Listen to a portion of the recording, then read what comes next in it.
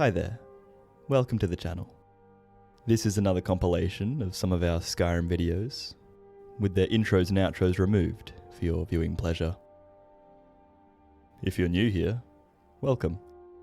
This is Oddities, a series where we take a look through locations in games to find details, moments and minutiae we just think are interesting, celebrating the mundane that someone still had to put thought into, and supposing tiny stories that could coincide.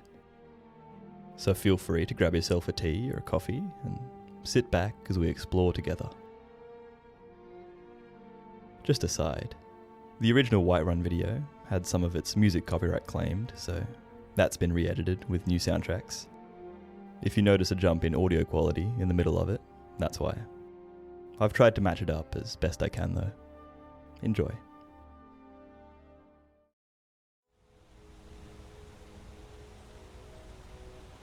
Sitting on a river that runs through southern Skyrim, we can find an old mine. Its veins abandoned, the place now serves as a shelter for a group of Skyrim's more ill-intentioned inhabitants. Today we're here at Embershard Mine, likely one of the first mini-dungeons you might come across during a playthrough. Placed just below Helgen, between Riverwood and the Standing Stones, it serves as a place where you can grab some better gear, or maybe loot to offload over at Lucan's for some extra cash to boost the early days of your Dragonborn's adventure. The place is quite hidden by the surrounding trees, and you wouldn't be at fault for walking right by it if you didn't have a compass telling you where it is. The only indication is this small path of wooden steps dug into the earth. You can imagine the ground here would get quite slippery in the rain, and it wouldn't do to slip while holding a sack full of heavy ore. One sentry always sits out the front, keeping a watchful eye on the road. I wonder if they rotate the guards, or if this bandit simply drew the short straw. Standing out here in the cold wind for hours couldn't be fun. Interestingly, this sentry will give you a few chances to leave should you approach, not outright attacking as soon as they see you. I suppose bodies stacking up nearby your camp would raise the suspicion of the local law, who might be inclined to investigate.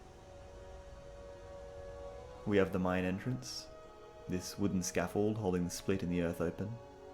A lantern hangs nearby, the only light for the poor bandit, but at least they could split some logs to pass the time, either for firewood or some panels like the ones we can find here, perhaps to build defences to further bolster the underground fortress. Entering, we're greeted by a dark tunnel, filled with mist flowing in from the cold air outside. Torches choke the roof of the place with smoke. You can imagine the smell of resin or tallow that comes from them. Conjoined with the shadows, it would be a far cry from the clear atmosphere of the mountains above. We have something of a wooden track that runs down beside the incline, allowing miners to push their minerals up to the surface with ease. Probably 3 or 4 strong workers having to lug the cart, depending on how much they loaded it. But this is not a place of work anymore.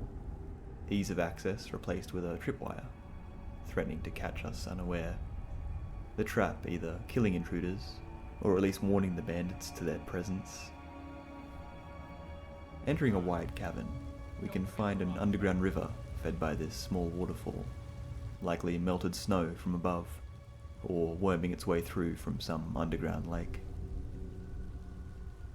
There's this walkway built above the river, allowing workers, and now the bandits, to bypass the freezing waters and traverse deeper into the mine. Getting wet down here could be a death sentence, with the threat of hypothermia or illnesses caused by the cold. Strangely, though it can be assumed the miners constructed this walkway, it does have this security measure in which a portion raises and lowers with the activation of this lever here. It serves to create something of a moat for the bandits, but I wonder how it served the miners. Perhaps it was a safety measure should the mine be attacked, or to prevent thieves from sneaking in to steal the mine's resources. We can find a collapsed portion of the mine here, with a skeleton buried within the rubble.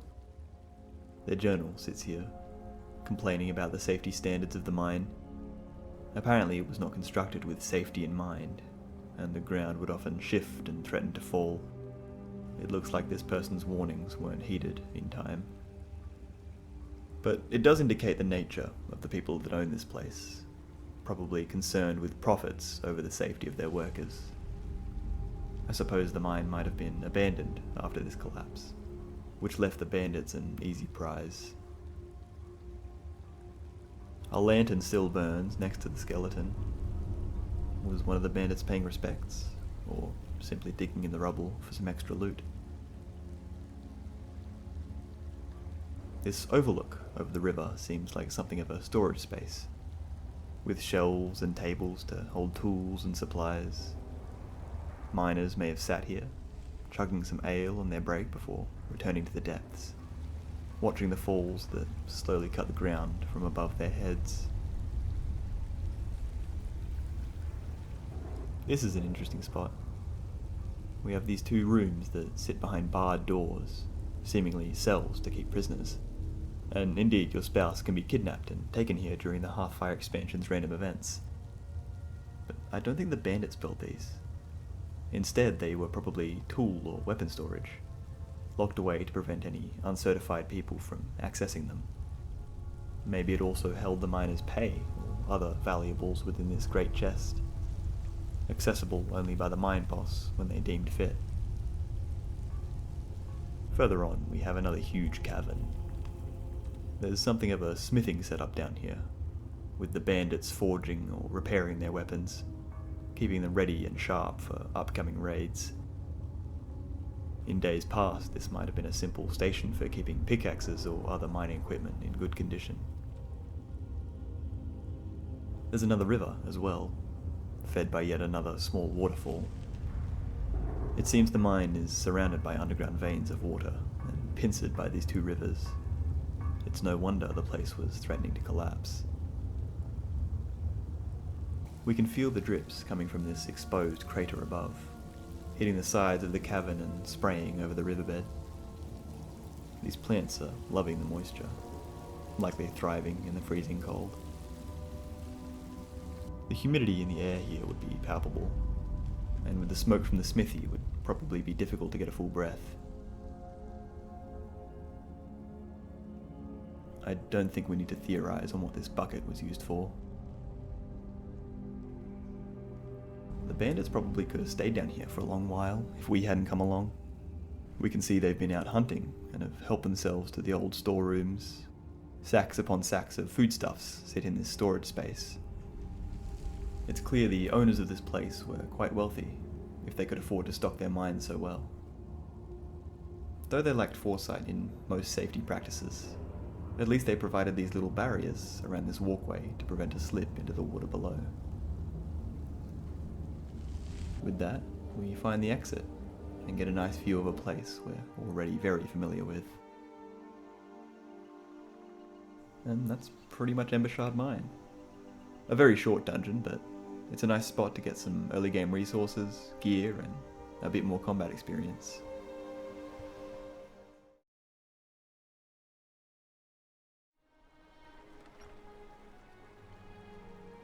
Deep within the misty swamps and bogs of Skyrim, we can spy glimmering lights that shine through the soft fog.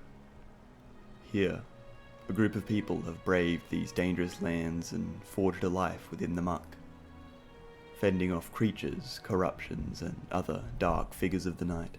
They battle the wild to hold their community together.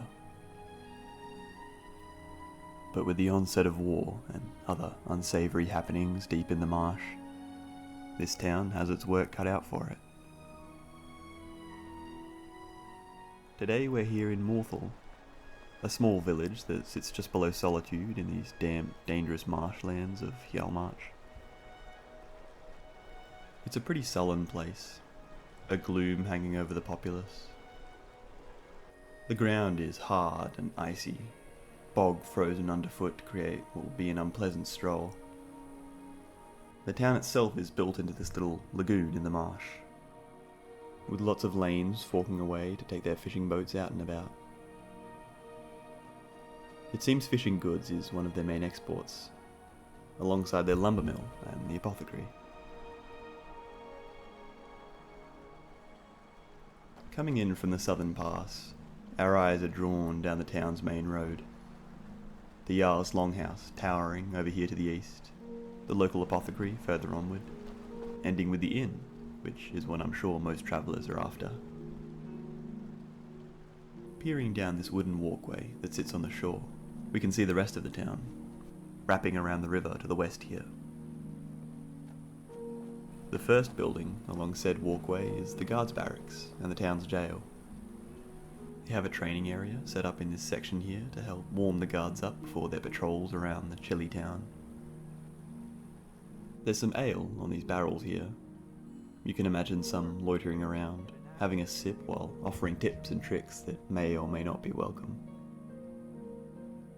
Inside is filled to the brim with beds, a fire roaring to thaw their bones after walking the streets.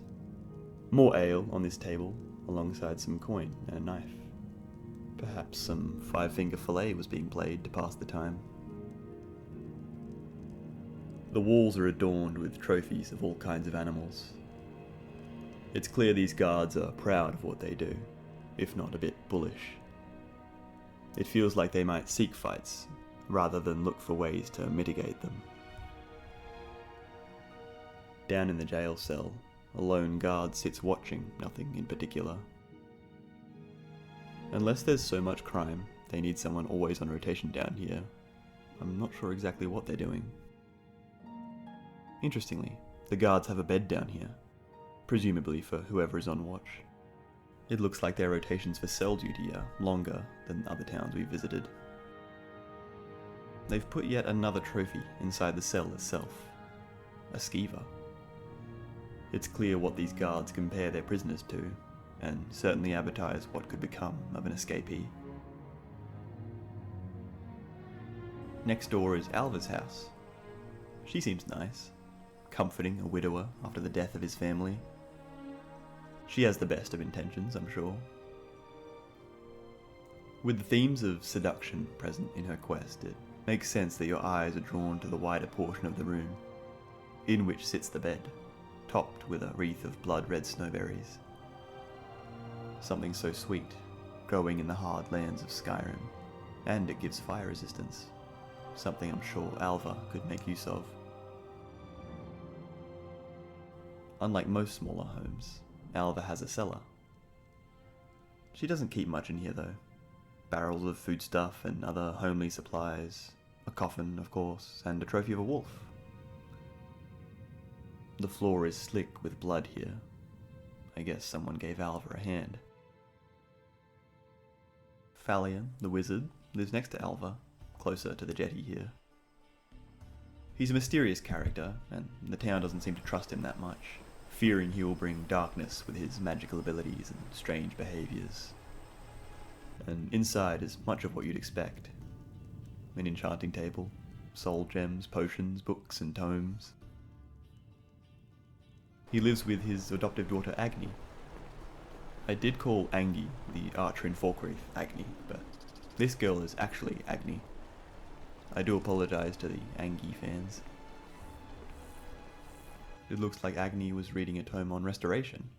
You'd think Falion would start her on a valid school of magic, but I suppose not. She also has mead on her bedside. I don't know what the legal drinking age is in Skyrim, but it feels a little irresponsible of Falion. He has human skulls on his shelf as well. Whatever image Falion has, he's not too concerned with trying to improve it. Out here on the jetty, we get a nice view of the town. Upturned dinghies waiting for their captains, foot traffic over the bridge, icy crystals forming patterns in the water. It's a nice spot, though peering out into the foggy marsh does give you a bit of a chill, as if something could be hiding between the reeds, watching the town with hungry eyes. The longhouse is much the same as Falkreath's, something of a standardised design for these smaller villages. They do keep chickens though, in this little coop nestled away from the road. the entryway is flanked by more snowberries.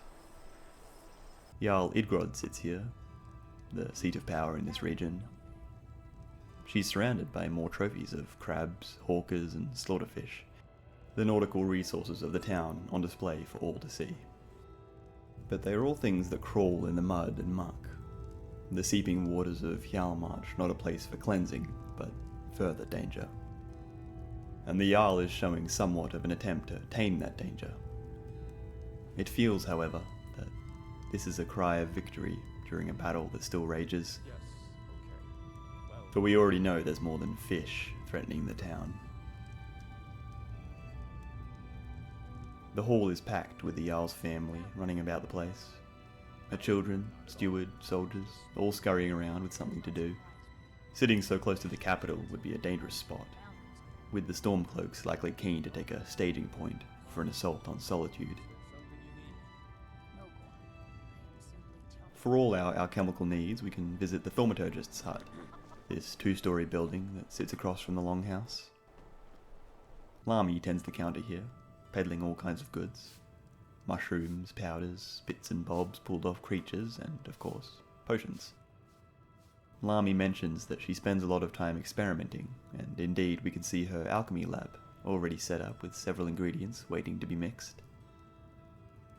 I hope her vials are heat resistant, because I could imagine putting them over the fireplace here could cause them to get quite hot, potentially ruining the potion inside. Then again, chemistry could be very different in this universe. Upstairs, she has dinner set up for herself, and tucked in the corner, more books and tomes about Daedra, Forsworn, and Wisps. It seems Lami might have an interest in the occult. A curious sort.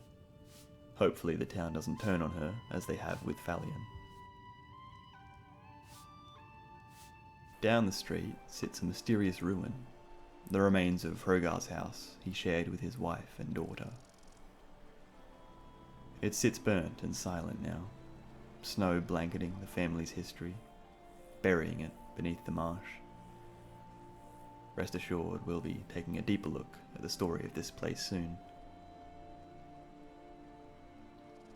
Hopefully, the proximity to this tragedy didn't dull the mood of the tavern here. Luckily we have Lurbuck, the bard, within to brighten our spirits. He's a jolly fellow, tolerated by Jonna, the innkeep. But he's seemingly the only company she has, for the inn sits empty most of the time. She only moved here because her brother, Phalion, did. Despite having no customers, the place is well stocked. Countless ales waiting for parched lips under the counter. Cheeses and breads and all the usual homely desires of a traveller in Skyrim. Poor Jonna, counting the days away in this dreary town. But her inn would be a beacon for those few who have braved the marsh, and despite her glum nature, she's happy to lend a hand. Now, as for why someone has placed a Dark Brotherhood contract on Lurbuck, who knows? Allegedly so terrible at playing that someone would pay to silence him. Jonna may indeed be Skyrim's strongest soldier. Thonia's house is across the way. The lumberjack inhabits this place with his young son, Vikmund, after his wife seemingly abandoned them. Inside is a sad sight. Their table laid with simple food, bread and eggs to get them through the day. Their pantry is just filled with potatoes and leeks. Some cheese, at least. Though it does look like Thonia has gone out of his way to get Vikmund a sweet roll. A caring man, it looks like he's allowing his son to explore some interests. With all these instruments around, it might be that Vikmund fancies himself a future bard. Perhaps inspired to bring some better music to Morthal than the stuff Lurbuck is offering. Though they seem to be roughing it through a hard patch financially, and with the disappearance of Thonia's partner, the two do seem to share a strong bond, together against the harsh world that has been so unfair. Thonia seeks to leave this place, and I can't fault him. Perhaps they could save up and relocate to Solitude, where Vikmund might be able to pursue his passion of music. Thonia works here at Morthal's lumber mill. It is owned by Jorgen, and damn if I've never met a man with more passion for lumber. He does not care a lick about anything except the mill. War, drama, politics, dragons, nothing comes close to the mill. And looking at the mill itself, it too is certainly better than Falkreath's. Perhaps not up to the likes of Riverwood or Iverstead, but it does have a nice consistent flow of water to work with. Though I'd worry about it freezing, or at least large chunks of ice that might find themselves floating down the channel. Jorgen lives here with Lami, the potion seller, to whom he's wed.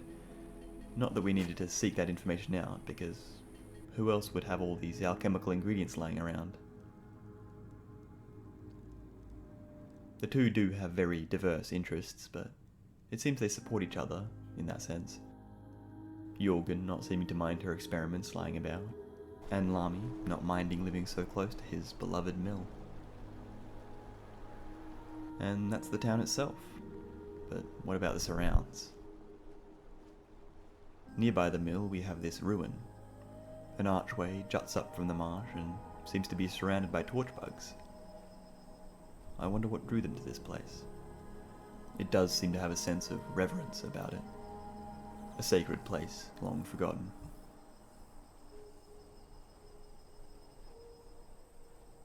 A cairn sits upon the road out of town. Many stones making up this stack. It could be a marker, a gravesite, or related to a ritual of some kind. You can imagine some of the villagers gathered around to construct this. Or perhaps it's been built over the years, fostering that sense of community across generations. There's more that lead down to Morval's lair, each bloodier than the last. It could represent something of a corruption of this community, unless the vampires built it themselves, fostering their own family of sorts. I love this little outcrop near the river here. You can sit in the shade of this tree, listening to the birds, the flies, and the calm water drifting by. Even in this dangerous place, peace and beauty can be found in the cradle of nature.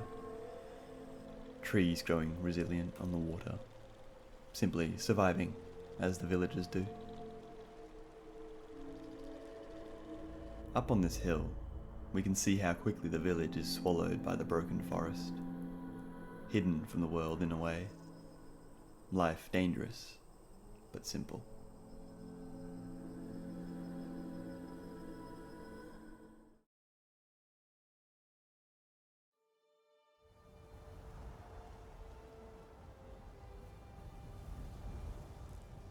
Trekking across the yellow plains, we can spy something rising in the distance. The silhouette of a great settlement. Countless warm fires wafting smoke from within its walls. Its defences sturdy, but aging, shielding its inhabitants from the dangers of the hold. Today, we're here in Whiterun, perhaps the most iconic city in all of Skyrim. Here, in the centre of the map, it offers ease of access to any kind of shop, vendor, crafting or questing you could desire. Despite the small nature of Skyrim settlements, you can still feel the bustle as you watch the inhabitants go about their day, fulfilling their busy schedules from shopping to working their various jobs, to attending meetings and conversations with their neighbours. Down in the Plains district, people attend their market stalls, shops and local inns. Up the stairs is the Wind district, with houses, religious sites and a guild hall. And of course, above it all is the Cloud district, which you might not get to very often. Topped with the Great Hall of Dragon's Reach, the seat of power in the region. But not all of Whiterun lay behind its walls. Surrounding is a number of farms, a meadery and other establishments.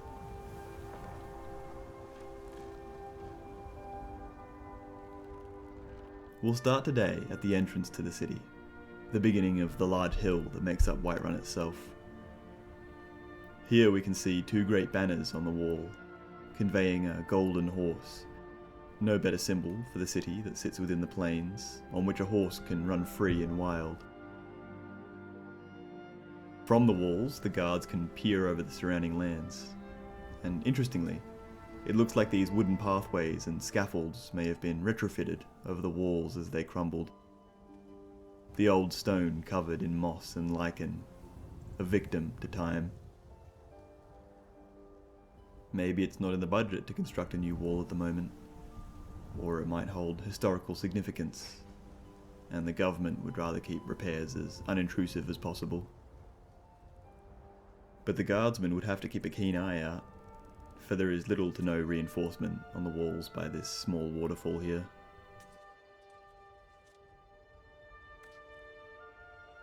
We can see some more of the old walls in this little room here, now something of a hideaway for the guards to drink or gamble while on shift.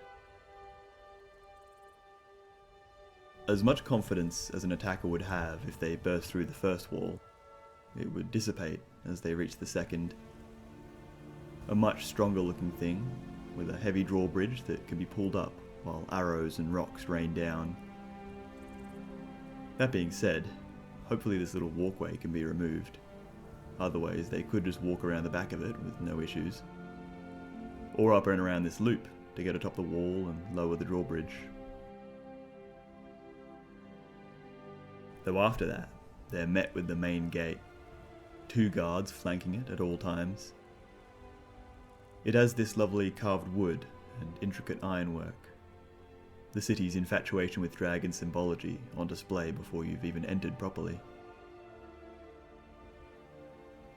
And entering, we're met with a view that slows the heart and brings about such a sense of peace. 6 braziers burning brightly, filling the golden city with warmth and the homely smell of a fireplace.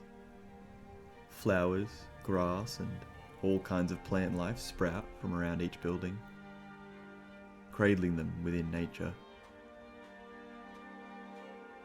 There's no industrial feel. The city is much a part of the plains as the trees and grass themselves.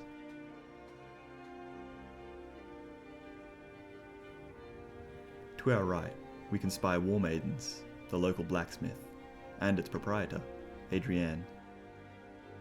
She works the forge day in and day out, arming the city alongside Yorland, who manages the Skyforge in the upper city. In this time of war, she has her work cut out for her. The battle-worn family pressuring her to increase her productivity to forge weapons for the Imperial soldiers in the area. And of course, she would be fulfilling her usual orders too. Horseshoes, hinges, nails, and other tools that are needed to keep the city running. Then, of course, we come along, and perhaps some other adventurers who may seek repairs or upgrades to our gear.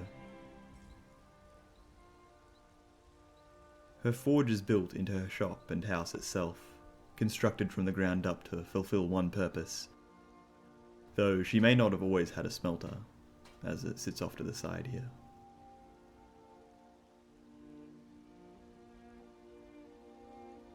Inside, her husband, Ulfberth, tends the counter, selling swords, axes, shields, and all kinds of armour.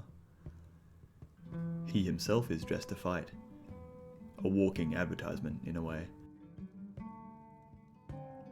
The fireplace roars and sits on the same wall as the forge. I wonder if it's the same basin, both allowing Adrienne to work and warming their shop. A cup and plate sit before the fire. Perhaps Ulfberth will prepare some food for his wife when she comes in to sit down on a break. Behind Ulfberth is a sword and shield. It doesn't look like they're for sale, so maybe it once belonged to either Ulfberth or Adrienne in days past. Perhaps they fancied themselves an adventurer, or fought in a conflict or two. Adrienne's father is the Jarl Steward, so it's possible she could have seen much of the world. They have a lovely little dining room, the table set up to receive the broth Ulfberth is bubbling away. No indication of what they're eating, for there isn't a single ingredient we can find in the house. Maybe they use the last of the supply on this broth and need to duck to the market later for a bit of a stock up. They can certainly entertain a few guests, for there is another dining setup on their little balcony just above the shop floor. And of course, the bedroom. Someone was doing a bit of reading on the art of warfare, certainly useful information for blacksmiths, and the other must be a late night snacker, with a bit of bread here. Adrienne runs a tight ship, and it's clear she's good at what she does, but she doesn't claim to be the best blacksmith in Whiterun, as she'll be sure to tell you. Across from her, jutting out of the wall, is this cube-like structure, the guardhouse, where the many soldiers patrolling the walls lay their head for the night, or day if they were unlucky enough to work in the dark. It's pretty small, designed for nothing really except sleep, but they are well stocked. After a long day's patrol, there's plenty they can tuck into. The guards have made an attempt to make this place a bit homely, with some wall decorations and rugs. There's a fish trophy on the wall here, but nothing mounted on the board next to it. Perhaps there's a little competition between the guards to see who can catch the biggest fish. Light pours in from the wooden boards above, just near this little table where the guards can have their lunch, chat to each other, and drink.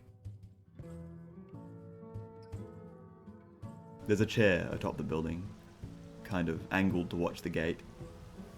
Maybe an extra layer of surveillance.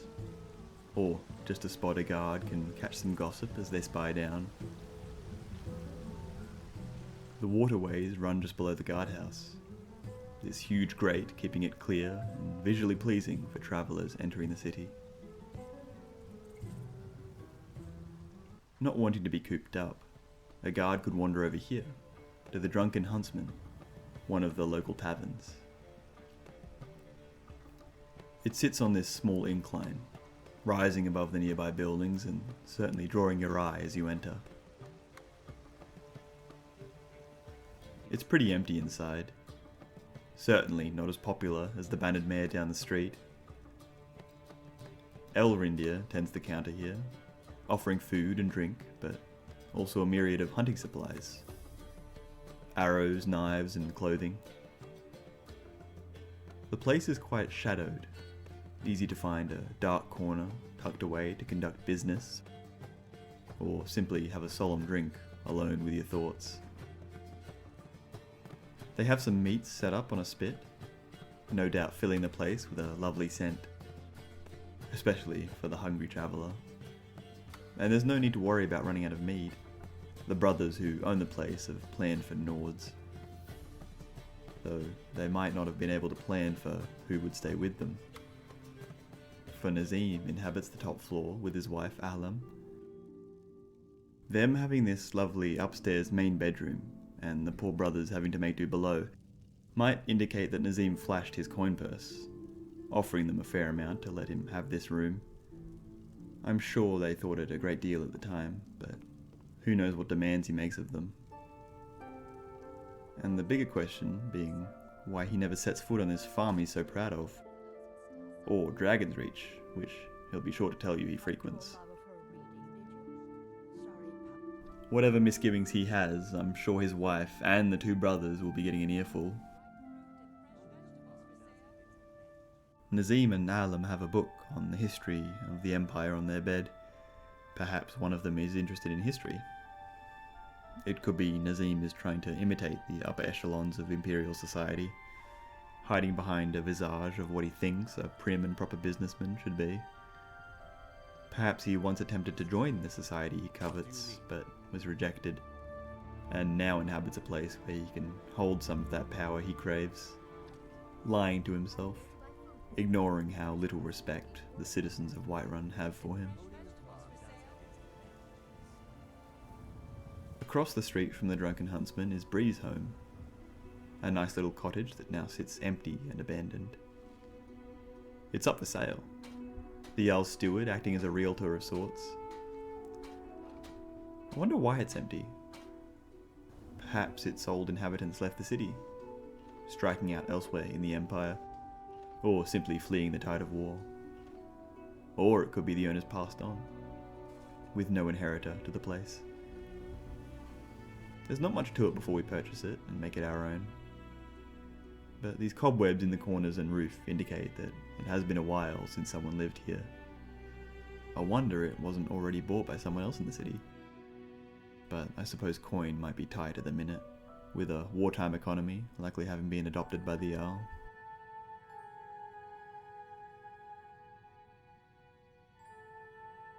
Behind the abandoned cottage, we can find Olava the Feeble's house. Something of a wise woman, she offers spiritual readings to those in need, or whom are just simply curious. Her working days behind her, she sits on her porch, catching the fresh breeze of the plains and chatting to any who pass by.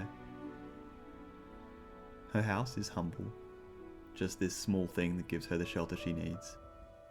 But inside, she's made it home. A huge fire pit warming it, and drying some herbs and leaves she has hanging, no doubt filling the place with all kinds of lovely scents. Being a spiritual woman, she's got her hands on a soul gem, which now sits in the centre of this table. With the way it's set up, it looks as if she could perform something like a crystal ball reading for her clients, perhaps communicating with those trapped in the soul cairn. I wonder who would need this communication with the dead. Maybe Fralia Greymane, who desperately seeks her lost son. Interestingly, if we allow Olava to do a reading for us, she'll concoct prophecies related to the Dark Brotherhood questline, warning us of the coming events. The token for this reading is given to us by Gabriella of the Dark Brotherhood, so perhaps Olava has had some dealings with them in the past, or has an interesting relationship to Sithis, which may aid her in her spiritual abilities.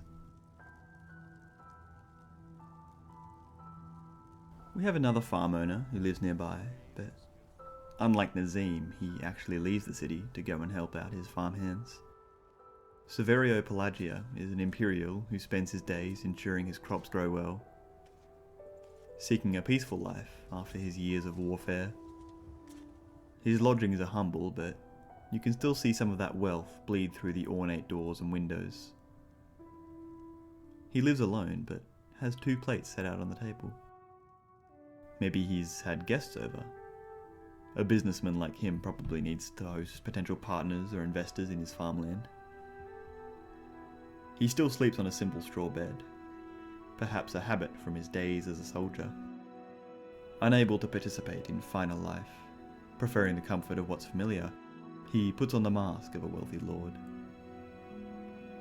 He has a desk set up in a little office of sorts, surely spending time calculating crop growth, managing contracts and other facets of his business. He mentions that most of the produce Carlotta sells at her stall comes from his farm. Perhaps the two are business partners. It seems then that he doesn't just export, but brings supplies back into the city itself, allowing its economy to grow.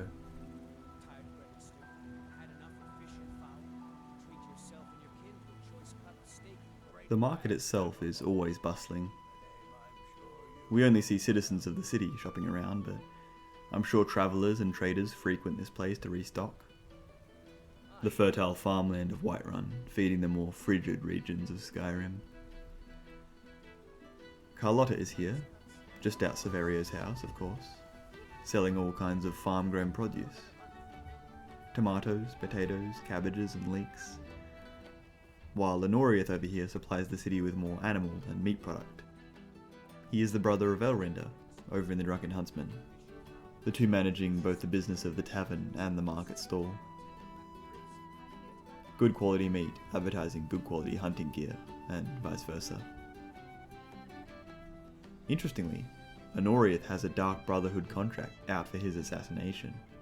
I wonder who he ticked off to warrant that. And of course we have Fralia as well, selling valuable knickknacks and weapons crafted by her husband up at the Skyforge. There are 2 standing shops as well, the apothecary and the general goods store.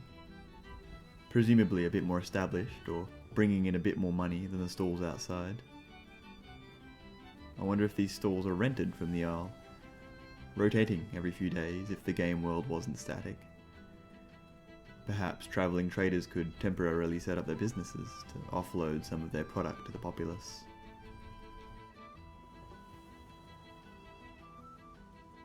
We all know Belethor's, the best place to get rid of all the loot you've found in the various dungeons across Skyrim. What he does with all the gems and dragon bones, who knows? But he seems quite successful. He has an employee, Sigurd, working for a less lethal company, but Sigurd only seems to really chop wood outside the shop. Maybe Belethor is hazing him a little, making him do all the backbreaking work before letting him tend the store one day. Sigurd seems to enjoy working there well enough, acting as a kind of sign spinner to those walking past, letting them know about the shop. Belethor sells all kinds of things, from produce to place settings to a troll skull, books and jewels and candlesticks and flour.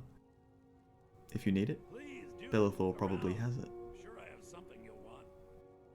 A ruthless guy. You get the sense he would buy the whole market if he could. His own space isn't as decorated as his storefront. You get the sense that his life is the store, him caring very little for anything else. Least of all Sigurd, who he's popped away up in the corner here. Belethor mentions that business has been a bit slower with the war going on, but his elevated prices have kept things running smoothly. Why you would admit that to a customer? Who knows? Another shrewd salesperson can be found in Arcadia, managing her potion shop next door. Luckily, Belethor doesn't seem to stock many potions, for I'd fear he'd try and put her out of business. She's very good at making people question their health though, making her observations each time someone opens the door. You could call it snake oil, but her potions do work. Whether or not you need it is the question. Little does she know you can just go visit a shrine to get any ailment sorted. She does have good stock, both ready-made potions and ingredients to craft your own. She even allows customers to use her alchemy lab free of charge. A little free bonus to bring more business in.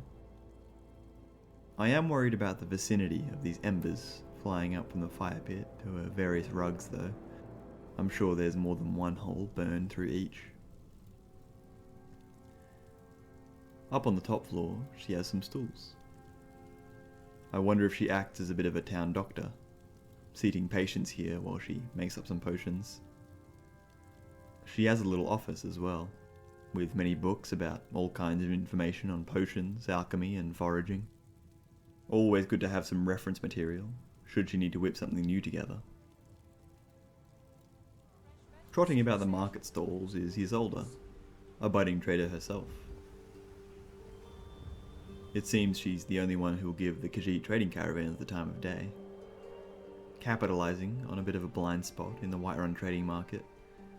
It seems she sells products from the city to them, and from them to the city, probably allowing access to all kinds of items from across the Empire that she can charge a premium for.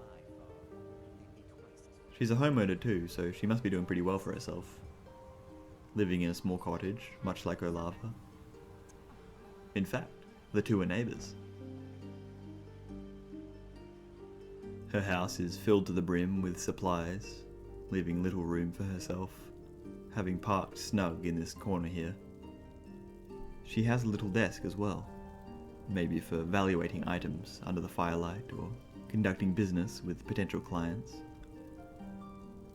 It's a pretty small table, so I'd worry about her back. She'll feel that in a few years.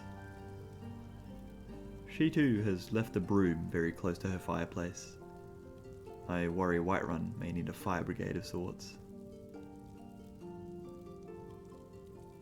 Isolde's whole deal is to eventually buy the Bannered Mare, the most popular tavern in town, rising above the Plains district with its warm braziers inviting everybody in. No doubt the smell of cooking meat, hearty stew and mead would turn the head of any weary traveller, The inside is segmented by these great pillars, making it seem quite a bit smaller than it really is. We have tables abound, all set with food and mead. Mikhail, the bard, filling the place with lively tunes and his annoying attitude. Sardia works the kitchen, strategically placed on this side of the building, so the smells no doubt waft down into the market. Hulda tends the bar, making conversation with her regulars. It doesn't look like she hands the drink over the bar like other inns, but rather takes an order and sends Sardia or Alfina out with them. We have a few patrons, all drowning their sorrows or simply getting out of the chilly Skyrim air. It's hard to be glum here, filled with good music, good people and good food.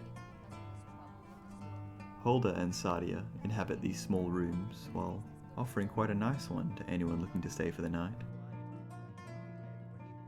A bed of linen rather than hide, and this nice little balcony where you can sit and watch the comings and goings of the inn.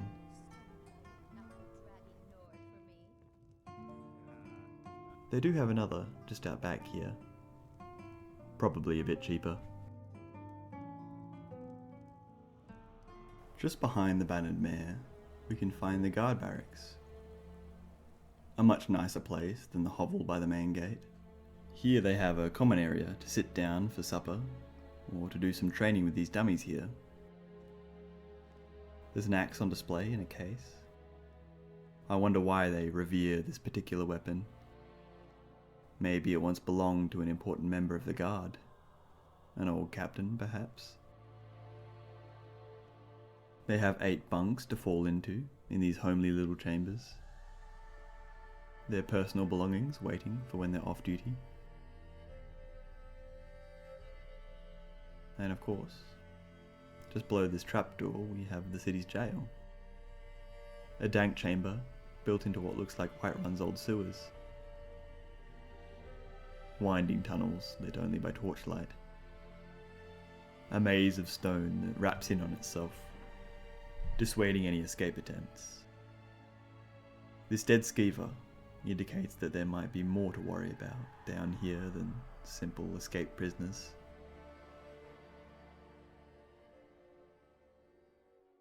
And that's the Plains District. A lovely little place filled with the hustle of trade. And up these stairs, flanked by 2 small streams, we can enter the Wind District, guarded by a great stone archway and these 2 painted horses standing stoic over the city. Here rises the Gildergreen, an ancient tree that shades this place under its branches. It sits on a small island, cradled by the streams running down from Dragon's Reach. A sanctified and spiritual place, the statue of Talos watching over all. It would be tranquil if we didn't have Heimskir here running his throat ragged, preaching beneath his god at all hours of the day. The priest tends to the shrine, likely keeping the braziers lit and the plant life growing well. He lives just nearby in a small house that he's transformed into something of a chapel. All these chairs facing a small platform where he stands to hold service. I don't think anyone really attends. Maybe some of the city's nicer folk who feel a bit bad for him. He's let his hearth go out too. Nothing more than ash and embers, probably due to him spending all his time by the shrine. He has some poison by his bed. I wonder if this is for an enemy, or himself, should the Thalmor come knocking. This cow watches as we pass, sauntering around its tiny paddock, munching on this hay, probably the only one who regularly attends Heimskir's preachings. It's owned by House Greymoor, who live here, just before the Gildergreen. Inside we can feel the grandeur, a wide hall warmed by the fire in its centre, a great dining table with a feast spread upon it. Each bedroom massive, with huge linen beds that sit on ornate wooden frames. But no house is immune to secrets. Avelstein hides in the dark corners of this place, a Stormcloak sympathiser, hiding away from the Imperials and Thalmor. But I could think of worse places to hide. He could bide time while working through the family's huge library, and he won't go hungry anytime soon. Avelstein wants us to locate his brother, whom he believes has been kidnapped by the Imperials, tasking us with finding evidence in the home of Clan Battleborn. A good excuse to visit their house. It sits just down the street, next to the Hall of the Dead. On this small incline, you can almost see the whole Wind District stretching towards Jorvaska. The Battleborns must have also enjoyed the view because they've built this little seating arrangement around the fire pit. A nice communal spot for the family to relax and take in the cool breeze that runs across the plains. A magnificent view of the mountains rising above. Much like the Greymanes, the house of Clan Battleborn is grand. It does feel a little more confined with these pillars around the fireplace, but they too have a huge table set out for a feast. Unsurprisingly, a lot of their literature collection is related to the Empire. The history of emperors and great battles waged in their name, Cyrodiilic legends and accounts, and of course, a letter penned by General Tullius himself. It looks like the Greymane's suspicions were correct. There is an odd number of pies and treats dotted around the house. It seems the Battleborns have something of an inherent sweet tooth.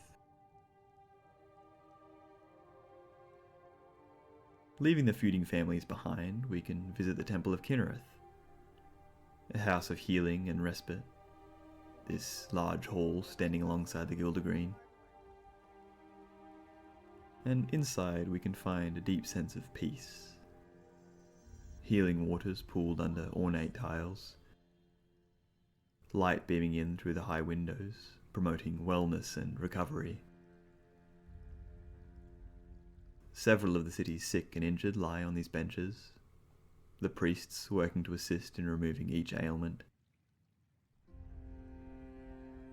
There's plenty of very potent healing potions around the place, and plenty in reserve, especially useful in a time of war.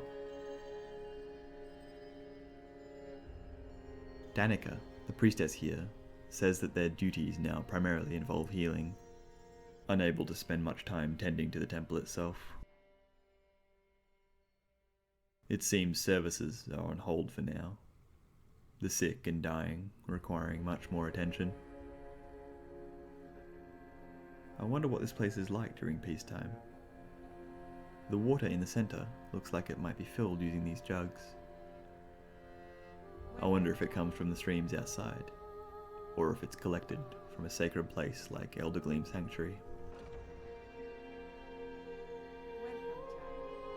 Next door, we have another spiritual location, Whiterun's Hall of the Dead. Here the city's dead are laid to rest alongside their ancestors. Despite all of the sky iconography with the Nordic Sovngarde, it's interesting that one must first descend to enter the tomb.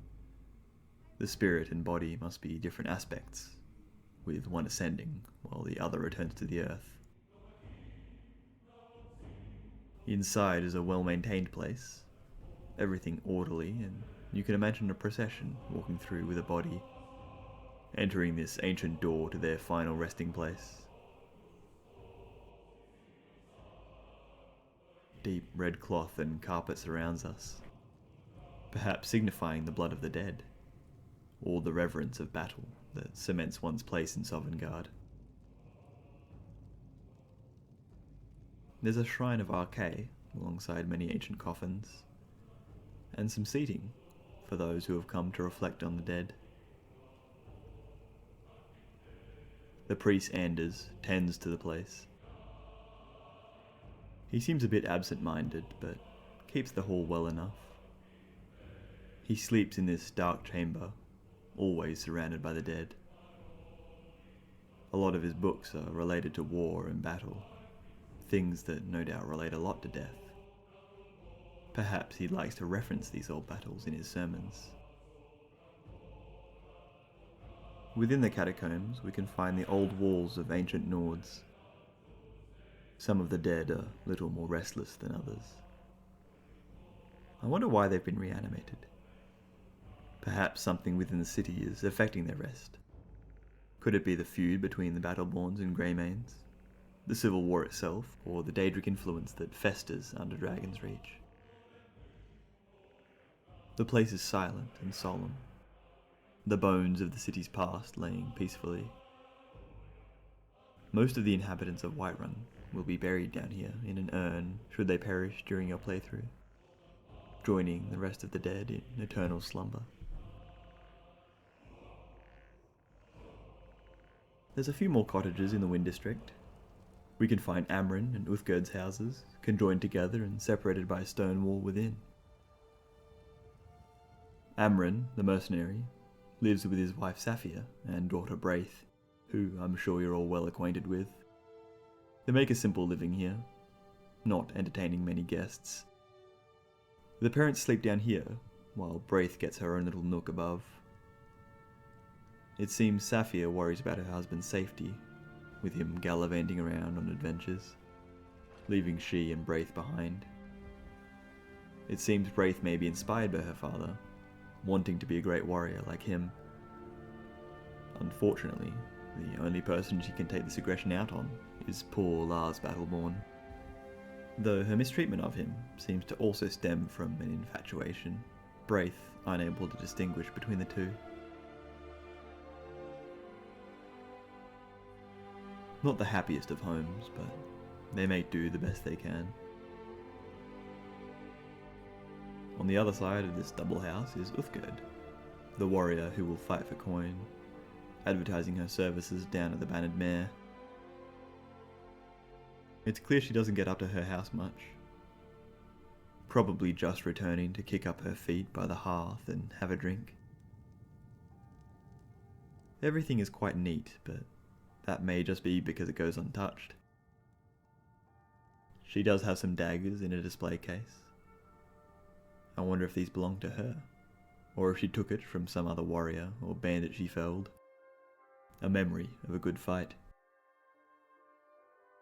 Every food item is ready-made. I don't think Uthgerd is much of a cook, electing to just buy things she can snack on. I'm sure she has most of her meals over at the Bannered Mare anyway.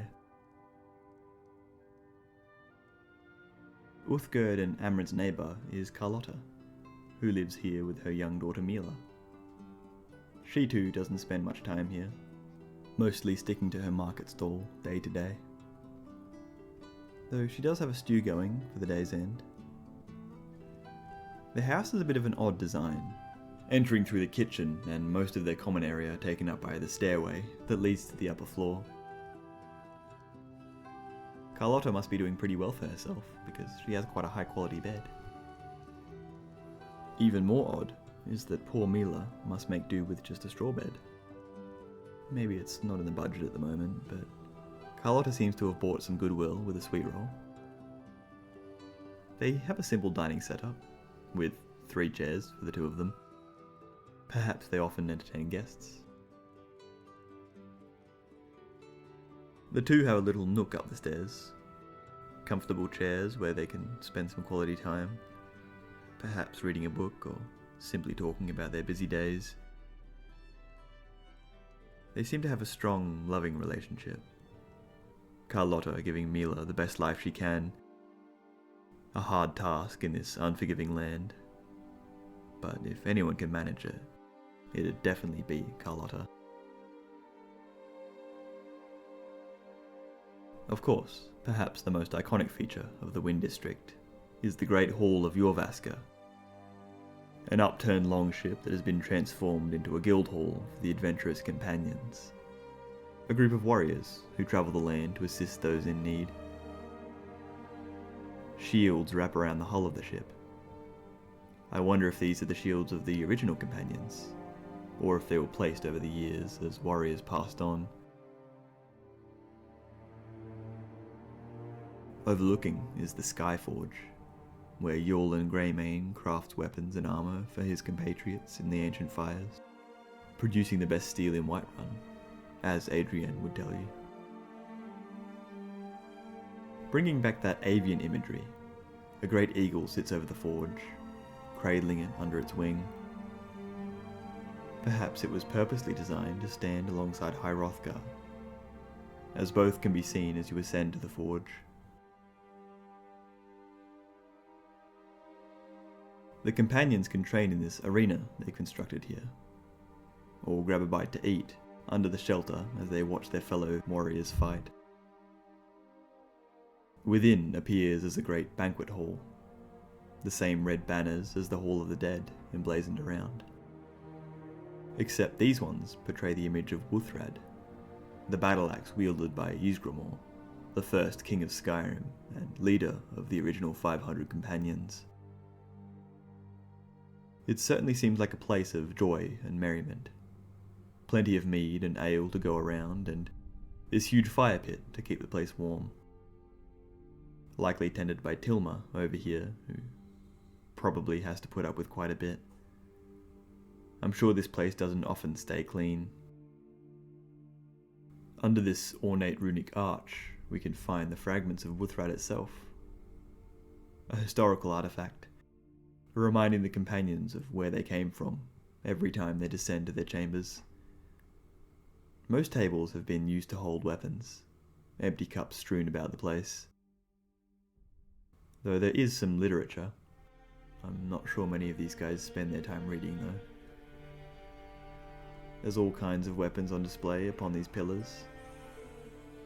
I wonder if these were taken from the companions' conquests, or if they belonged to the ancient companions themselves, much like Wuthrad. Descending, we can visit the companions' chambers. A bit of a bunk situation, a bit like the guardhouse. There doesn't seem to be any ownership over the beds though. You simply pick one and fall into it on the day's end. With some out adventuring, I'm sure there's always a bed available for each companion within the hall. Every chamber is filled with trophies, hides, old weapons, and books on legends. The companions addicted to the glory of battle and conquest, showing off their deeds of taking down bandit chieftains, great beasts of the wilds, and creatures of legend. But with the increased presence of alcohol and treats, you do get a sense of braggart immaturity that permeates the place. The modern companions perhaps a mere mimicry of the old heroes they attempt to emulate.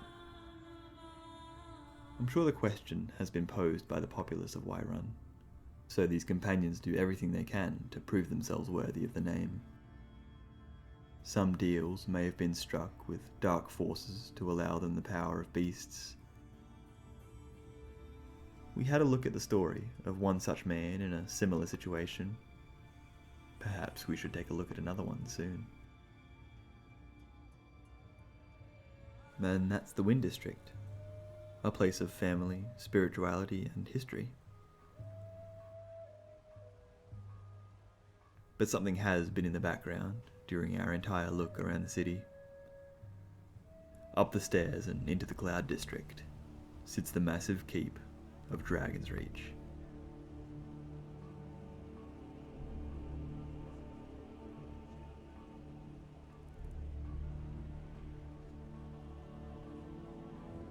Ascending the stairs, past a deep basin of water, we can come across the main entrance.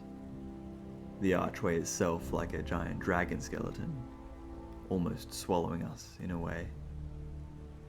It certainly shows off the power of both the Draconic and the seat of Whiterun itself. You have to wonder where this water that runs from these drains comes from. Some underground river that starts atop this large hill? And furthermore, who the heck this skeleton belongs to? Perhaps an escaped prisoner who thought to climb their way through the sewers, drowning in the process and ending up out here. You'd think someone would have seen it by now. Underwater, you can even see the grates that lead to the water releasing on the other side of the wall, flowing down to the Gildergreen and the rest of the city. They even have fish swimming about, which were probably plucked from elsewhere and introduced here.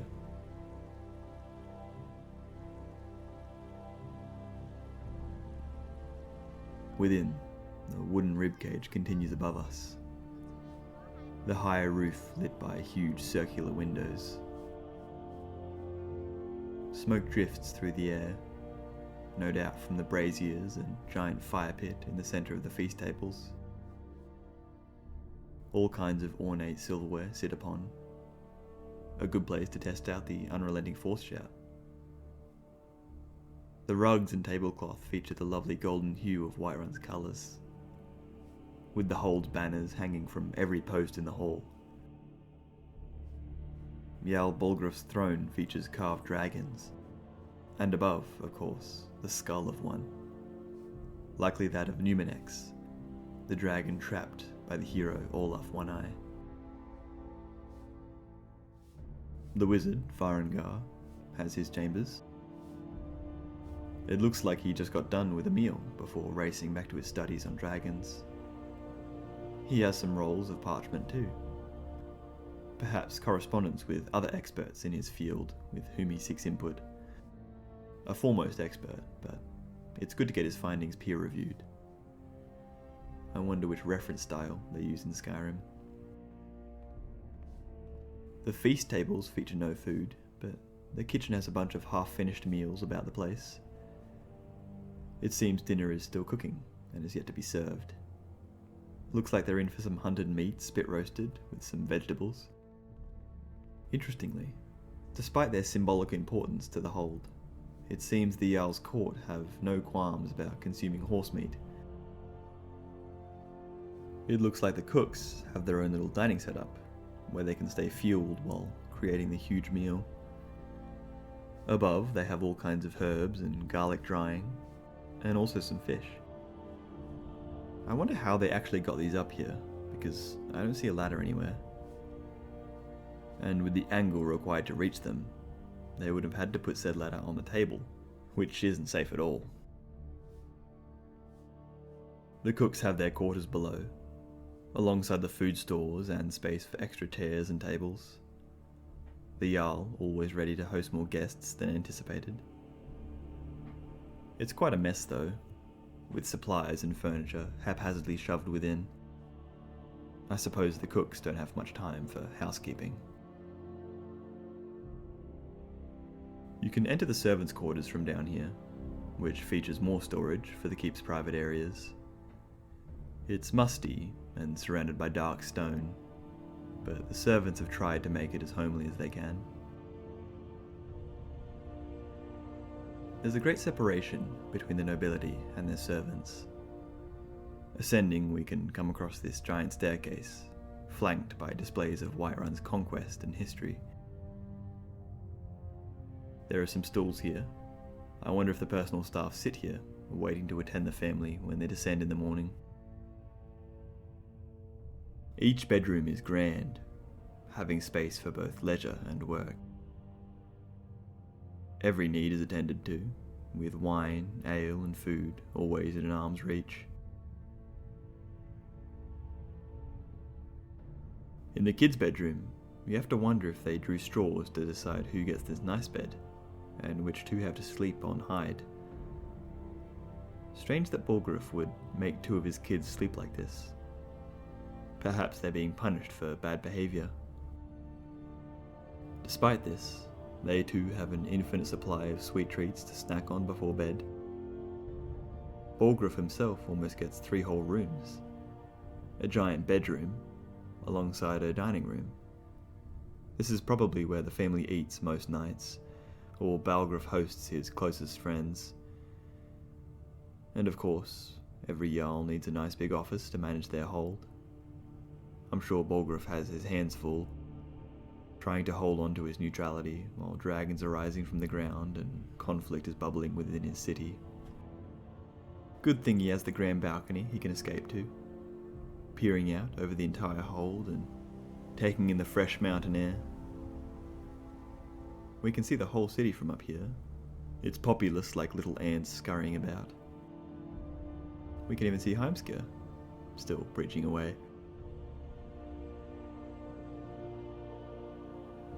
The Jarl has a bit of a war room where he and his allies can plan and strategize, keeping tabs on both armies as well as dragon sightings.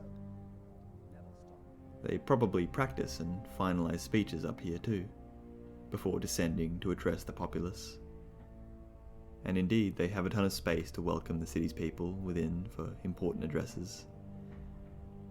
The nobility probably watching from these balconies above. Perhaps one of Whiterun's most unique features can be found in the Great Porch, a giant chamber now used for sword practice, but was once a great device for capturing and holding dragons. Ancient chains rise to the ceiling, controlling dragon-sized stocks of sorts. Interestingly, it looks like the Jarl has placed a dining setup out here too, perhaps taking advantage of the warmer months to dine outside in the sun. The distant sea rising on the horizon.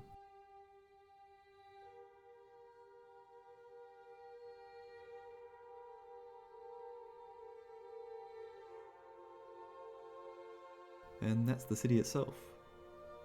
A busy place with a ton going on at all times. But Whiterun doesn't end at these walls. Below the city, Skulvar tends to the horses in his stable, people hitching them here before wandering in the gates. It's fairly small, some perhaps electing to stick their horses by a post and call it a day. The interior is quite nice, with tons of food and one of the stranger sleeping arrangements I've seen before.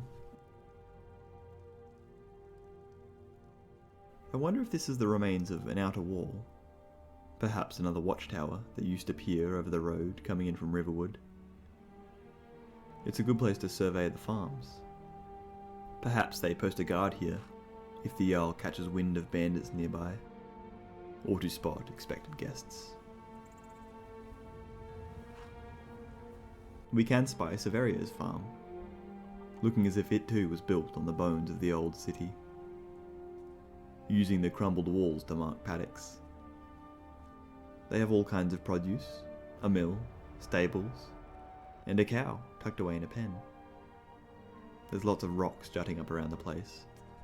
Definitely ankle breakers at night. Hopefully Severio's farmers keep a good eye out. The farmhouse is quaint, but the farmers have been allowed separate rooms, their own little space to escape to.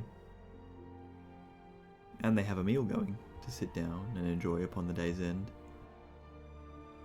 I wonder if Severio ever joins them, or if he always heads back up to the city. Next door sits the famed Honningbrew Meadery, the city's supplier of all things mead. It looks like it functions as both a production house and a bar, where visitors can sample every type of mead Honningbrew stocks. I wonder if they offer tours. Electing to do it ourselves, we can enter the storehouse and observe barrels upon barrels of mead all stacked in an orderly fashion, likely waiting to be shipped away to every corner of the province. Upstairs, under heavy lock and key, are the living quarters. It seems this place is doing quite well for itself, though it looks like Sabiorn, the owner, is under a great deal of pressure from Maven Blackbriar over in Riften. She seeks to buy the meadery, no doubt looking to eliminate competition in the mead game. He'd better keep this dagger close at hand. Maven is known to be a little ruthless. Down in the basement, we can find more barrels in storage, and it seems like they're having a little problem with skeevers. It certainly wouldn't be good for business if that info ever got out. And it gets stranger still, for it looks like the skeevers have burst through the wall here, knocking down a cabinet that may have been a sad attempt to keep them at bay. At least these traps were set out. But their assault has revealed a deep cave system running into the earth. I wonder if the workers in Huntingbrew know they're standing above a nest of skeevers and spiders. And, the most odd of all, a strange man who stalks the dark, living in symbiosis with the giant rats. The tunnels lead us to another storage room, and above, the boilery, where great vats of mead sit over hot fire pits. The not quite as famed Chillfurrow farm is across the way, Nazeem's prized possession. His one employee, Wilmoth, tills the soil, growing all kinds of produce while their chickens lazily peck around the dirt. Inside the cottage is a homely sight, and a lot less busy compared to our previous video. A lovely fire is roaring in the centre, with the day's meals all hooked up to this spit. Delectable meats awaiting after a hard day's work. Nazeem or Wilmoth must be quite well read, with all these books here, and they have a drum too. Perhaps for more festive times after the harvest. I wonder if this is Nazeem's desk, where he manages contracts, manifests, and inventory. Wilmoth's bed is here, Nazeem electing to sleep within the city. He has a keg right next to his bed, a good cup of mead never too far away. He probably needs it, considering who his boss is. The Battleborns own the next farm over. There's having a windmill that catches the strong winds blowing across the plains. Gwendolyn works for the family here, residing in the farmhouse. It looks like she treats herself quite nicely though, with a pretty hefty feast set out. We'll finish today just below the city, in a cave that houses perhaps the smartest, or dumbest bandits in Skyrim. Sitting on their loot, right under the nose of the Jarl. Perhaps banking in this being the last place someone would look for them. They have all kinds of stuff here. Sacks of goods stolen from passing caravans, weapons, ingredients, and meads of all kinds. They were cooking up some dinner before we interrupted. Probably not the smartest move, considering smoke can be seen from quite a fair distance away.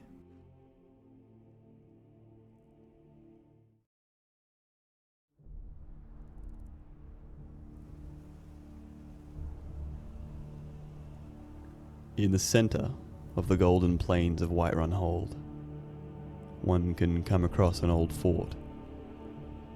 Once a bastion of strength, the place has fallen to ruin, and now crawls top to bottom with bandits. Today we're here at Fort Greymoor, a dungeon that can be found just west of Whiterun. It sticks out from the plains, this looming structure of old mossy stone. Approaching, we can see that it was once larger, with more towers around its perimeter. But they've slipped away from the main structure, either falling to a siege or to time. It looks like there may have once been an arch that ran over the road, connected to another structure here. Perhaps there was a gatehouse of sorts that has been buried. A new road, constructed over the bones.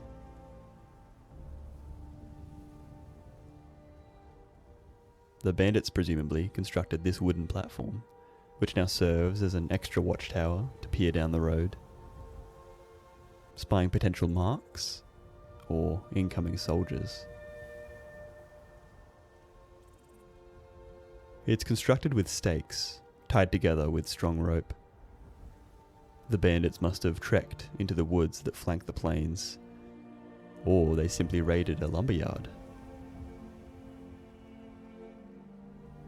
It shows an ingenuity often unexpected of bandits, indicating these ones are much more organised than the common opportunist, not unlike those in Pinewatch, which we've taken a look at before.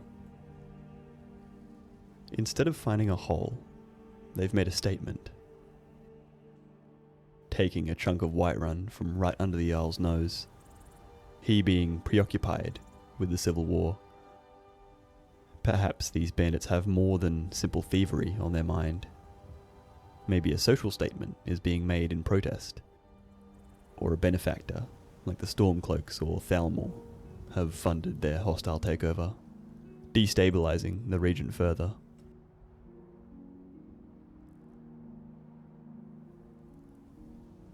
They've created a wall of spiked barricades to prevent a fast push up the hill, so it's clear they almost expect to be attacked.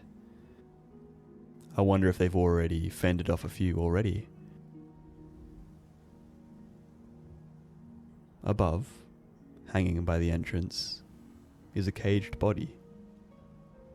It's marked as a bandit, so this must have been one of their own, or a member of another nearby group.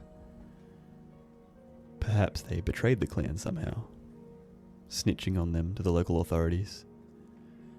Or they may have been a disagreement about something, of which this poor guy was the loser. I don't think he was dead when they placed him up there, likely perishing to the elements.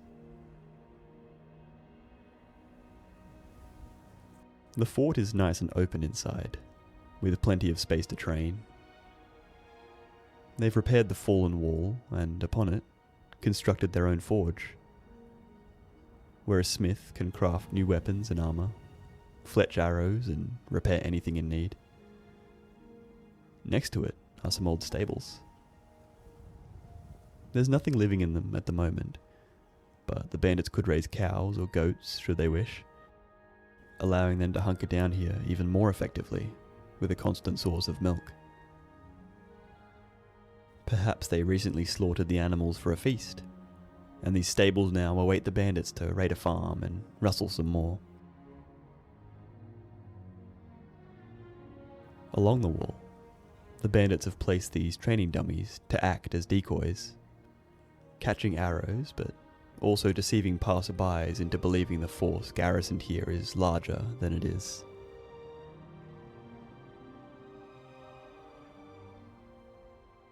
They've used the old architecture of the fort to build their own defences, constructing another wooden platform here, in the bones of an old tower.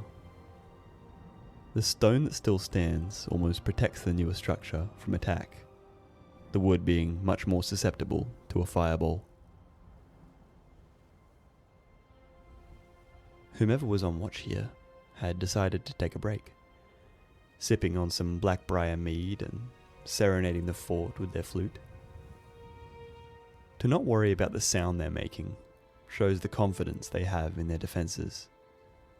No need to duck and hide as travellers pass on the road. This is the only tower that still stands, and inside, the bandits have stored some of their supplies. Perhaps those they may need quick access to, like weaponry, potions, or ammunition. Should it get too cold, they've set up this little break area, keeping a fire going and having dragged some of these old slabs to act as seating. Just below the tower, we can find some of the woodwork they've been doing, splitting and sawing their lumber to bolster the walls. Up on this raised segment of the fort, there's another fire, and an old well. It must be dried up, or unsafe to drink, for it's been boarded up. A bucket still sits next to it, once used to ferry water to the top. I wonder if various waterborne bacterias seeped through the well over the years, the bandits learning that the hard way. Entering the fort, we find it dark and damp, lit only by the glow of flickering candlelight. The roof is held up by old wooden scaffolds, with every creak and groan threatening to see the place collapse at any second. And indeed, there's rubble and debris around every corner. To our right we can find the kitchens, where the maid, Agnes, works diligently, roasting meats and boiling broths. She's got fish and bread, and countless bowls and plates to host any number of potential guests. Agnes mentions that these bandits aren't the first to take the fort. Over the years, many have claimed it, moving in and out as they continue to be raided by stronger parties. Perhaps every group leaves their own mark on the fort, building their own defences, which are then added upon by their successors. In the corner of the kitchen, they have some huge hay bales. These could be to stuff bedding, or to feed any animals they may keep in the stables. They'd better not delay in getting some more, for in these damp environs it won't be long before the hay rots. Below the kitchens, they have a storeroom. Someone has been busy splitting logs here to keep the fires fed, fending off the cold that would no doubt creep into the fort. Here they store ale, spare clothes, and sacks of fruits and vegetables. It seems, however, that they're having a bit of a pest problem, with these skeevers lying dead in traps around the room. An invading force might not even need to take the fort, for I'm sure disease will take these people before long. Down in this tunnel here, we can find that a bit of the chamber has flooded. These discarded buckets, probably an indication that someone was trying to scoop it out. I think they gave up. The tunnel leads out of the fort, a kind of escape route. Outside we can see the flooding has become a river. There must be damage somewhere within the tunnel, allowing this water to flow from some underground basin. Back at the entrance of the fort interior, we can instead head forwards to find some large cages in which prisoners were once kept. But all we find are charred remains. Perhaps this was a ransom that went unpaid, or an interrogation that left these poor victims without anything else to offer. Across from the cage, we can find a table topped with bones, with a bowl and fork just below. Maybe these bandits partake in cannibalism, consuming their victims as supplies dwindle. Or maybe this was a message. The bandits sending a piece of the corpse as a threat to an enemy faction, showing them what could happen should they try and take the fort. Nearby, under this archway and right before the stairs, we can find where the bandits probably relieved themselves. It looks like they might have stacked these slabs here themselves to allow for a bit of privacy.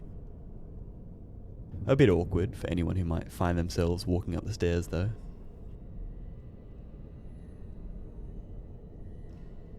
To the left, we can find the dining hall. 4 tables ready to seat the bandits. It looks like they've already had their supper, as most of the bowls are empty. With this chair on the table here, perhaps they had a bit to drink. Someone placing it up here and sitting upon it to regale their companions with a story. Winding the stairs upwards, we can find another training area. This one useful if the weather outside takes a turn for the worst. There's this lectern here with a book upon it. I wonder if the bandits built this for addresses, or perhaps they follow a particular deity. On the other hand, it may be as old as the fort itself, the lord of the place housing priests who may have used this chamber as a sort of chapel. Through this stained window, we get a lovely blue shaft of light, which does give the place a bit of a sanctified feel. Now claimed by the violence these bandits practice. The leader of the bandits have their chambers just beyond. A larger bed of hide and straw, with a desk they can use to pen letters, pore over maps and strategize. I wonder if they actually read these books, or if this library was already sitting here when they arrived. Interestingly, on the ground we can find an Imperial soldier who seems to have been killed by the bandit chief. This may have been a spy who managed to sneak into the fort in search of information, or perhaps they were kidnapped from the field, the bandits wanting to learn all they can about the movements of the Imperial Legion. Or it may indeed be that the Stormcloaks have an investment in this place, paying the bandits to cause chaos for the Legion. In some of the weapon racks, we do find a number of Imperial swords, maybe taken from raids against Imperial parties, or they may have taken the place itself from the Legion.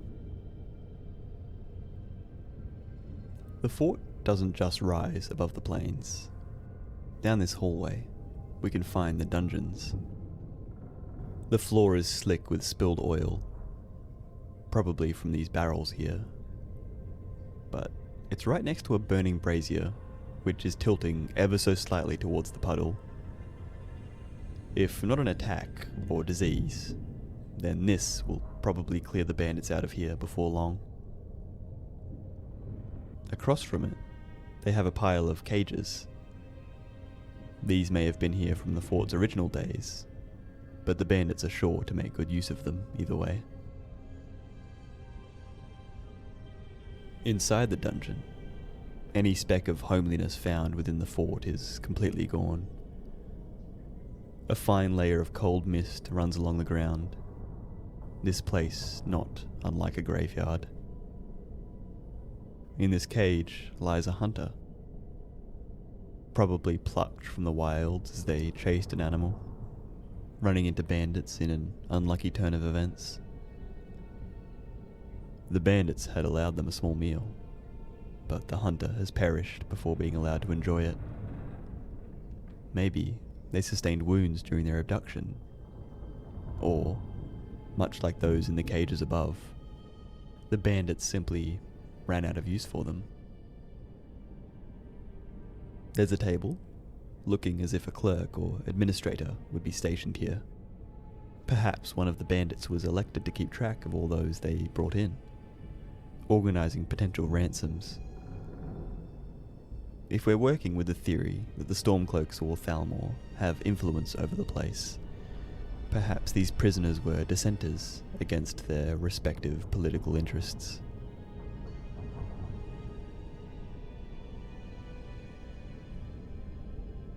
The fort continues down, deep underground to a hallway of cells, each of which are empty, or house more corpses.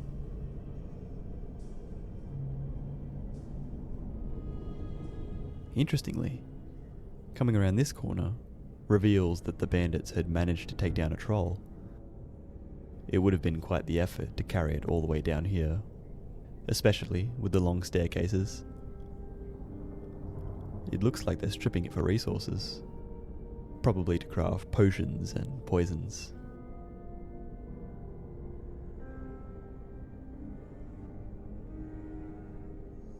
And that's pretty much Fort Greymoor. An early game dungeon that has plenty of weapons and equipment we can nab to offload over at Bellathor's. The bandits here are strange, and seem to have their fingers in several different deals and rackets.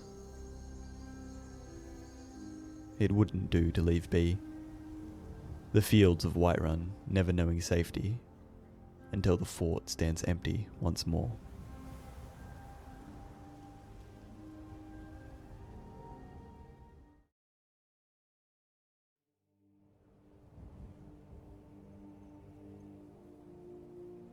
In the eastern regions of Skyrim's Rift, tucked just below the Velothi Mountains, we can come across a gap in the earth. A seemingly ordinary cave that you could use as a shelter from the biting cold.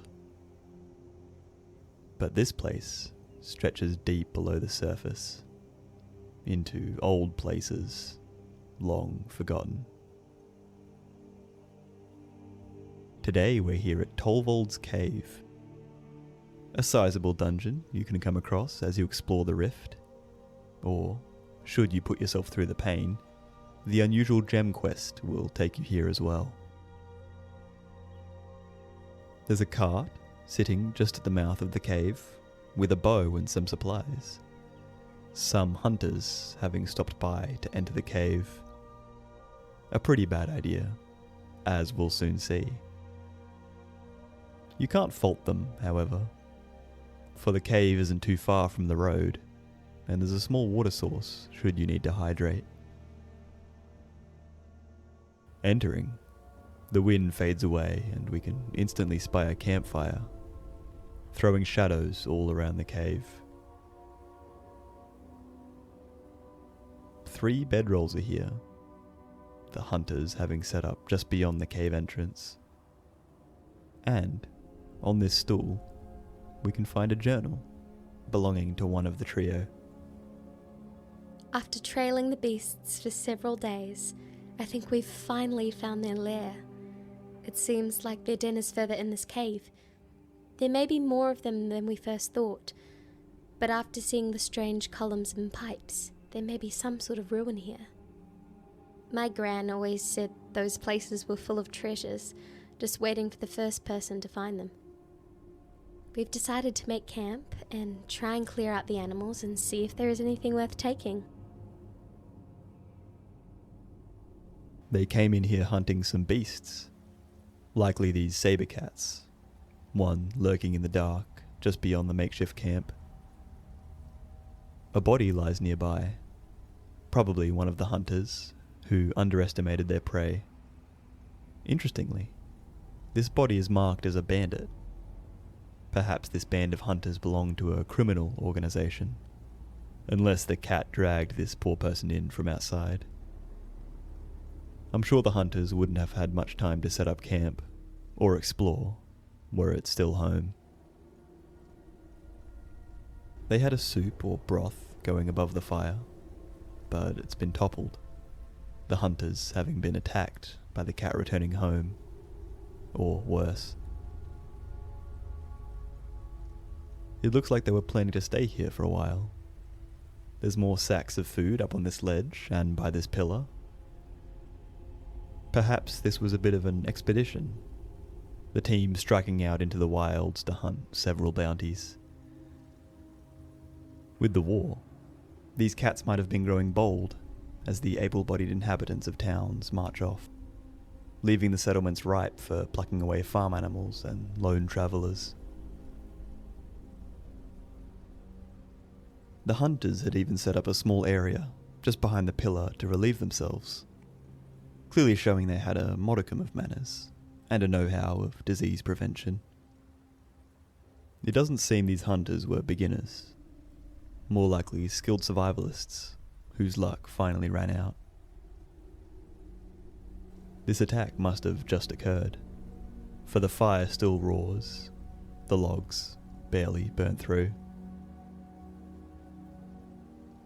Rounding the corner where the beast was feeding, we can see the traps the hunters had set as they awaited their prey, with some bone chimes to warn of its coming, and several bear traps to latch it down. As the hunter mentioned, protruding from this rock we can see ancient pillars, bent and cracked over time, but still showing off their ornate bronze and silver detailing. The runic swirls and engravings of the Dwemer. With the chimes being unbroken, it seems the cat did indeed enter through the cave after the hunters were already within. The hunters likely ran when the beast pounced, racing further into the cave. It seems like they either grabbed their lanterns as they fled, or had preset one down in the cave to spy the saber cats should they approach from below. As the cave opens up into this chamber, we can find one of the poor hunters, having run headfirst into the saber cat's partner. It seems quite a few creatures live in this cave system. There are some cobwebs left behind by frostbite spiders, and a few ice wraiths float throughout the tunnels. There's a tube here at the back of the chamber, which leads up to the surface. It looks like the saber cats might be able to crawl down here, using their strong claws to traverse the slick rock, affording them 2 entrances to their den. Around the place, we can find all kinds of old bones, belonging to both animals and people. There's another fresh kill just here, probably another of the hunting party. They fell in this glowing pocket of the cave, where bioluminescent mushrooms shine in cold blues and greens. Up from the mushrooms is this strange torch, which has been fixed to the rock and burns brightly next to another ancient stone. I wonder if this fixture was put in place by the Dwemer, and one of the hunters made use of it with their own torch, lighting their way back as they attempted to escape the saber cats. Or maybe another expedition once came down here, researching the old ruins.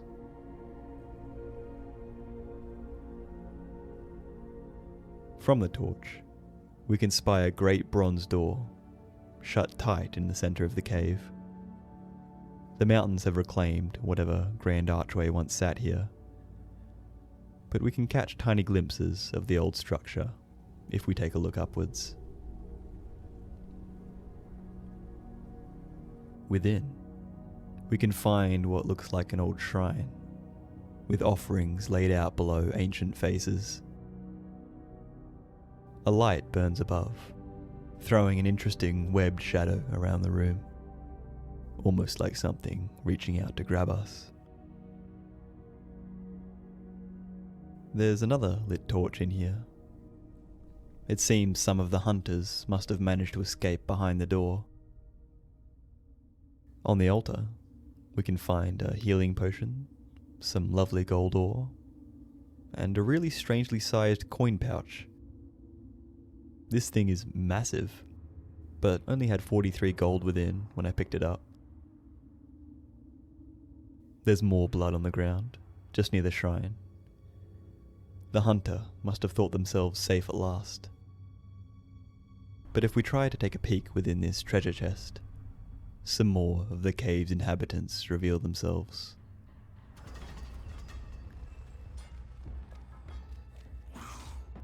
The Falmer have made a home down here, crawling between the old ruins. Their chitinous structures are all over the place, and it seems like we've entered some kind of holding pen, them keeping prisoners within this enclosure and piling their newfound loot in the corner. Perhaps they were the ones who lit the torches, using them to draw in potential prey. Over the years, it seems like plenty of poor souls have been nabbed in the dark, entering what they thought was shelter for the night. Within the pen, we can find another one of our hunter friends, they too having perished at the hands of the Falmer. They don't seem to have much use for living prisoners, but there is an alchemy lab just nearby. Perhaps they conduct experiments down here, taking part in old rituals or developing vile poisons. A small settlement has been constructed here in the caves. In the middle is something of a sacrificial altar, where another hunter can be found. It's interesting that we could only see 3 bedrolls in the entrance, when it seems this was a party of at least 5, should we count the bodies that were consumed by the saber cats. If not, then it's interesting that these 2 we find are tagged as hunters, while the aforementioned body at the entrance is a bandit. Perhaps Bethesda wanted some loot variety on the bodies down here, tagging the bandit to offer some weapons and armor to a player who's accidentally wandered within.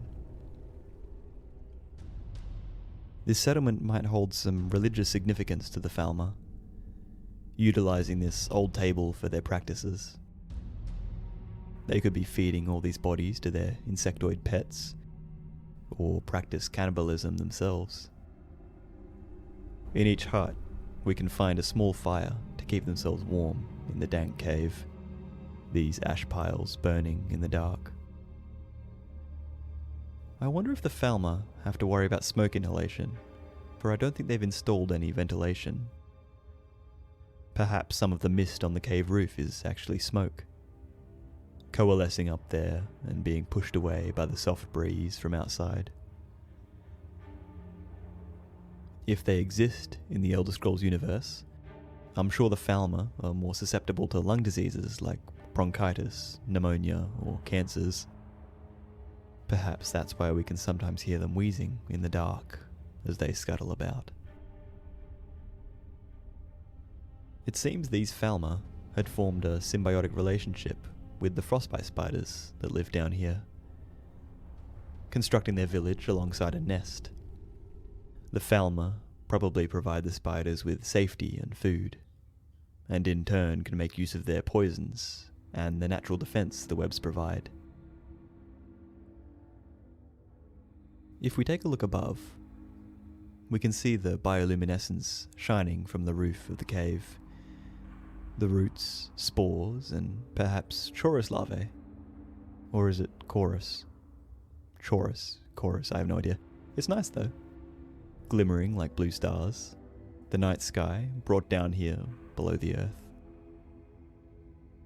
Sadly, the Falmer have no way to appreciate it.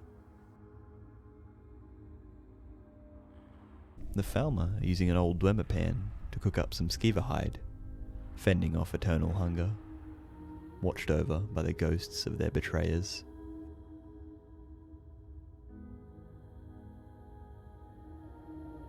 Further down, we can enter Tolvald's Gap, an underground river whose banks the Falmer live along. This must be where they get their fresh water, ferrying it up to their hovels in old pots and pans.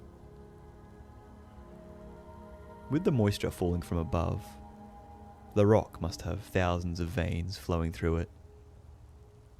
The Falmer would have to watch out for any signs of an incoming collapse. Up here, they have something of a mushroom farm, where they keep patches of fungi. Two Falmer were busy collecting some in these huge baskets to help feed the colony. I wonder if the Falmer claim ownership over things, this farm belonging to the inhabitant of this hut, or if it's more of a commune, where each person is expected to assist in the upkeep of the patch. The Falmer don't seem to place much value on gold and coin, preferring more tactile trade goods like food and materials.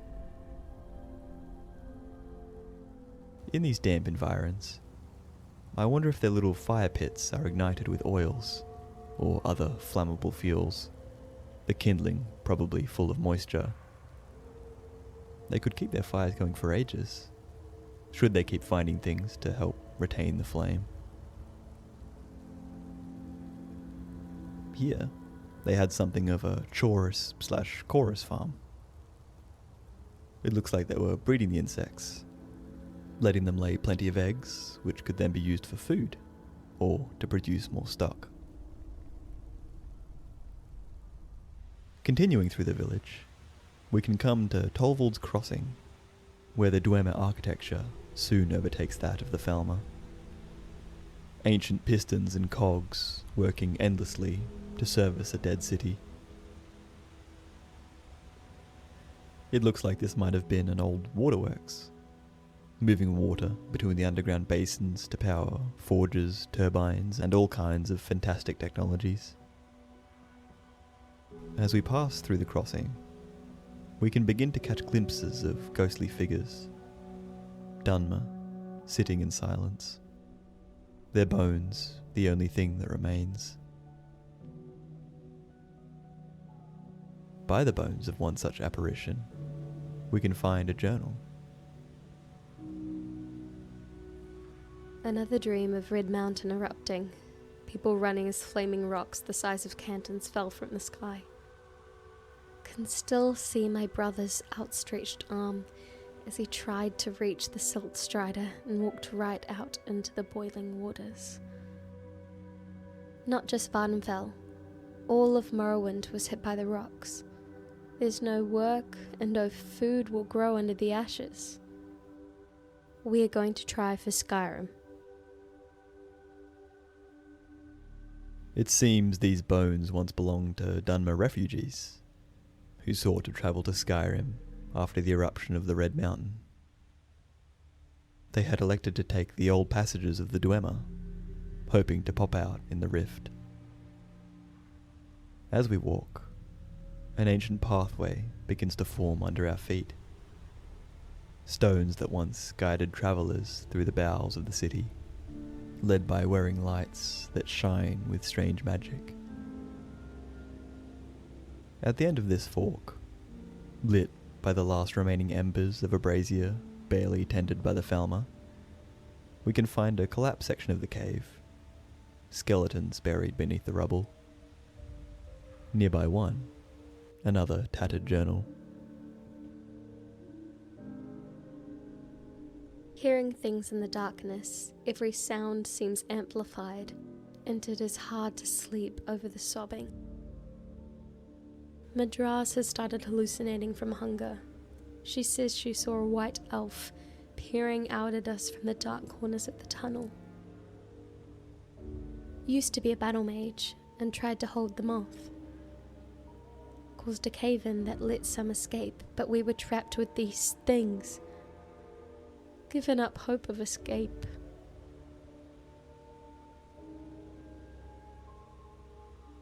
These poor refugees were attacked by the Falmer, just as the hunters were, accidentally finding themselves deep within the nest in a sad turn of events. It appears the Dunmer had a battle mage, who caused the collapse in one last attempt to escape the Falmer. Among the bones, we indeed find weaponry of both Falmer and Dunmer make. Should we not pursue the unusual gem quest? There's no way to bypass this rubble. But after the painstaking journey of finding each one, this rubble will be mysteriously absent. The Falmer probably having a chance to clean it up, with the amount of time you'll spend traipsing across Skyrim. Beyond is an old Dwemer wall, and countless bones of the dead. Hundreds of Dunmer refugees who met their end here at the hands of the Falmer, fighting to their last breath, here in the depths of the world. But hiding in the rubble, we can spy something that shines at us. Here lies the crown of Baron Zaya, an ancient artifact likely coveted by these Dunmer. As we approach, spirits of the dead leap out from the ether to attack us. Some sworn defense pact, perhaps keeping them chained to this world. Or a promise to watch over their dead companions. They also like to kill each other, for some reason. We can put the ghosts down and leave the graveside in peace, allowing the Dunmer here to rest.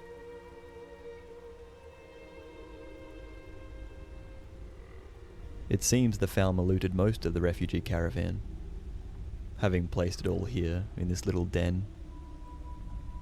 But on this rock, we can find a knife and some Falmer ears, which is a little weird. Were the Falmer busy lobbing their own ears off? Or did some of these Dunmer leave a few scars before they fell? Coming into this giant tube, we can look up to see what is basically a Falmer city. Countless hovels protruding from the walls, like faces staring down at us. Nearby, on a table, we can find yet another journal. The map we traded a glass dagger to get is a fake. We can't find the pass marked over the mountains. Should have tried for the rift. Took shelter from the storm in the ruins, stepped on a pressure plate and trapped us inside. Gildren said he's heard of the dwarven roads that lead under the mountains. Have to try. These Dunmo were forced to take these deep roads. All dead, due to a single mismarked map. Hopefully, whoever traded it for the glass dagger got some good use out of the weapon. Continuing to ascend through the dwarven city, we can come across this walkway that sits on the river. The rapids flow underneath, threatening to drag us down. This might have once been a bit of a major crossroad for the Dwemer, though most of the passages are now barred with rock. There is this random chair here, a good spot for the Falmer to rest their legs, in between all the skulking about.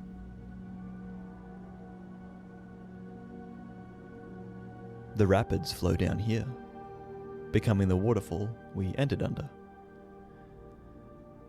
The Falmer have marked these pipes as a bridge, using some effigies. The old technology of the Dwemer becoming a simple walkway for those they enslaved. This dungeon has one of the more egregious Skyrim doors, popping us right out here by the hunter's camp. Though it does explain how the Falmer are able to nab people so effectively, disappearing behind this secret passage. And with that, we make it back out into the fresh Skyrim air. And that's pretty much Tolvald's cave. What seems to be an innocuous little passage, turning into something of a horror story. Dwarven ruins are a bit hit or miss for me, but I love the remnants left behind in this dungeon, only peeking in from behind rockfalls as the architecture flows between Falmer and Dwemer. The connection between three mer cultures becoming more apparent as you delve deeper. It's fun to take a look at the place, without having trekked through half of Skyrim first to get these gems for a reward you probably don't even need by the time you get it. Thanks for watching. If there's any games, moments, or details you'd like us to take a look at, let us know in the comments. Shout out to our members: Thane Krios 8, Anna A2640, Najkula, Renee, Patrick Connaughton 4171, Speed of the Earth, Nathan Armstrong 6085, Aiden 839, and Call Me Jibs. Thank you all so much for your support. We'll be back to live streaming again soon, so stay tuned for that, alongside more oddities, odysseys, open roads, observations, and opinions. And we'll see you in the next one. Cheers. Wait, who the fuck is Tolvald?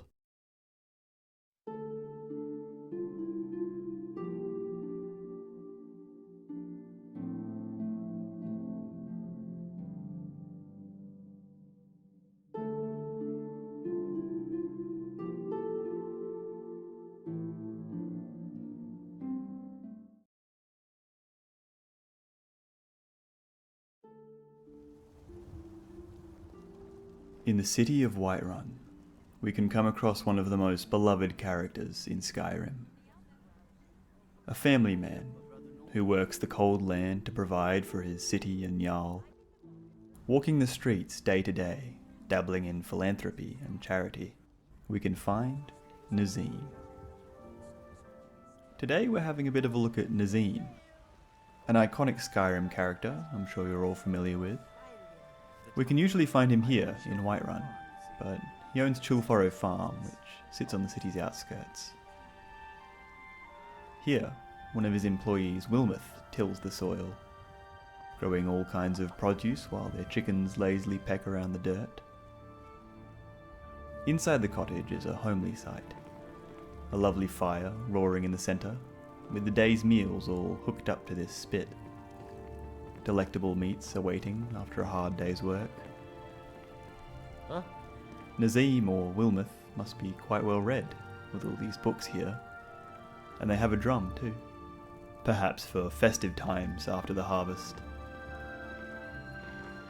I wonder if this is Nazeem's desk, where he manages contracts, manifests, and inventory. Wilmoth's bed is here, Nazeem electing to sleep within the city. He has a keg right next to his bed. A good cup of mead never too far away.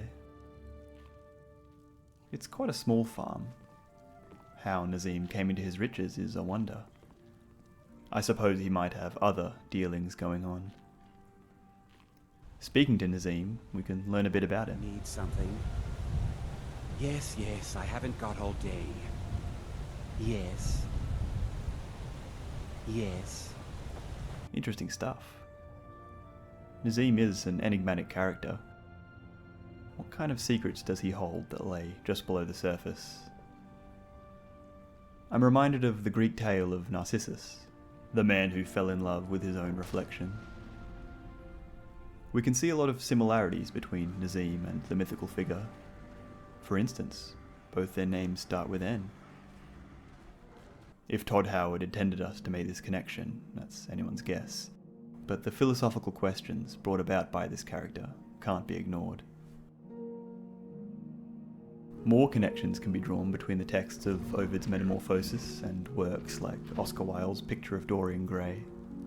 Howard's Nazeem in Elder Scrolls V Skyrim has an infatuation with the self, a driving theme in each story. Did Nazeem give something of himself to attain his riches? Is the elite's ignorance of him a twist in a devil's deal he struck? Could he be tied to the Daedric princes in some way?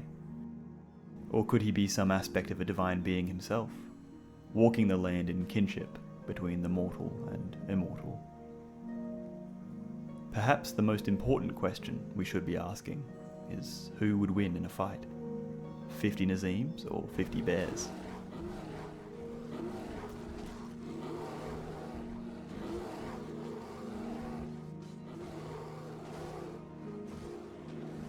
Thanks for watching.